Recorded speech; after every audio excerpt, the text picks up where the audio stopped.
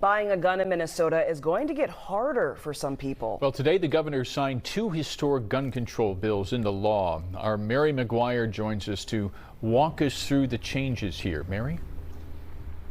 And Tim, in BC, one of those components is universal background checks for firearm sales, and that won't have a big impact on big box stores like Shields and Walmart that sell guns. Instead, it will pertain to those private sales and sales at gun shows, things like that. Still, opponents of this legislation say it will do little to promote public safety.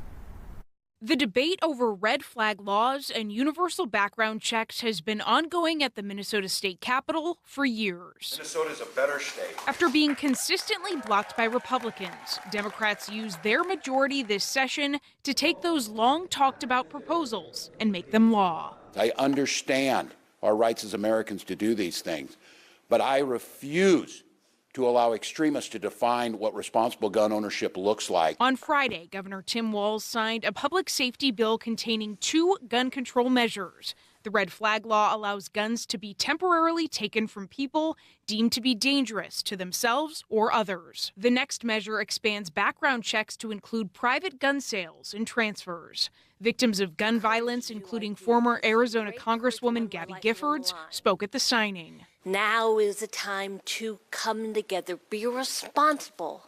Democrats, Republicans, independent. We have all seen a steady rise in gun violence throughout the state of Minnesota over the last several years. These new laws won't stop all crimes involving guns, but Richfield Police Chief Jay Henthorne says they're a sensible step forward. Family members and law enforcement are often the first to see these warning signs as we respond to calls for service of people in mental crisis. But according to the Minnesota Gun Owners Caucus, the only people who will feel the true impact of these laws are peaceable gun owners, imposed with unreasonable barriers to the free exercise of a constitutionally protected right. The organization will be closely monitoring the implementation of these new rules and says they stand ready to take possible legal action.